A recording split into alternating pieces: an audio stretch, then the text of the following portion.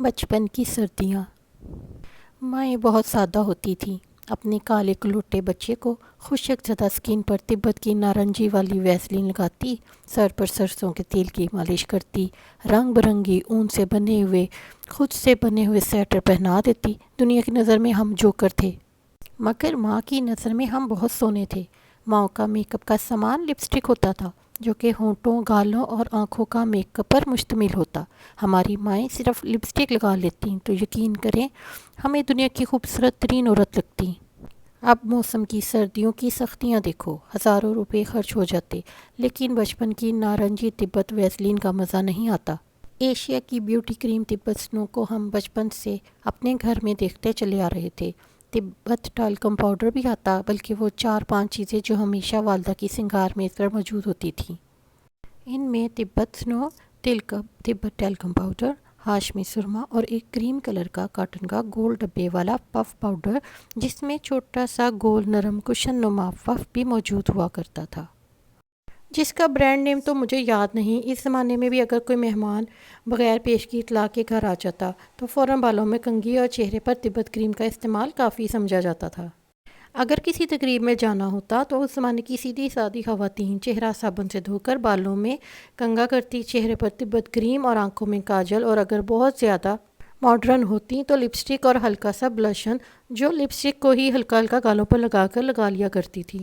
سر پر دوپٹہ اوڑھ کر برقع پہن کر چلنے کو تیار ہو جایا کرتی تھی۔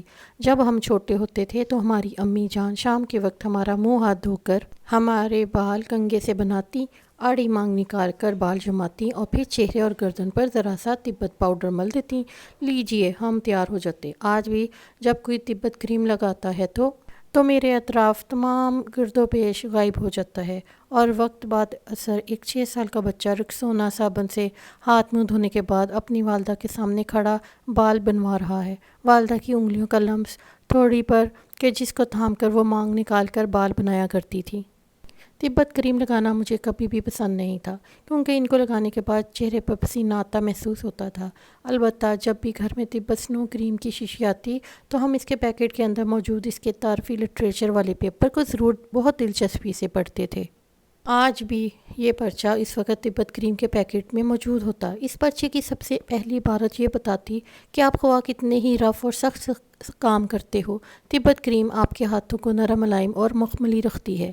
دوسری خاصیت یہ بیان کی جاتی کہ شیو کرنے کے بعد تبت کریم آپ کی جلد کو جلن اور زخم سے محفوظ رکھتی ہے اور جلد کو نرم ملائم بناتی ہے، لہٰذا مرد حضرات شیونگ کے بعد تبت کریم کا استعمال باقاعدگی سے کریں۔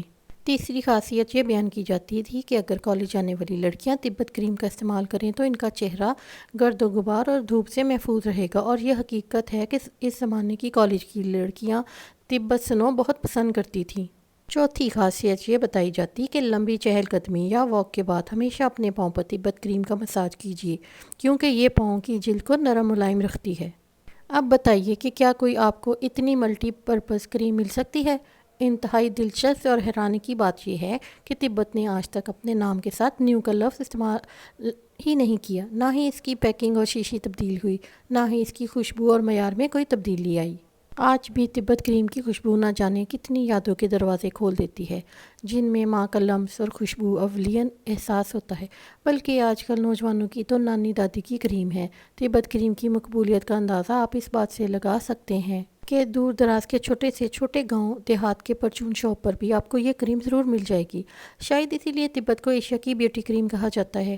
چہرے کو گورا، بے داغ اور داغ دھبوں اور جھریوں سے پاک کرنے والی عالمگیر شہرت اور مقبولیت حاصل کر چکی ہے۔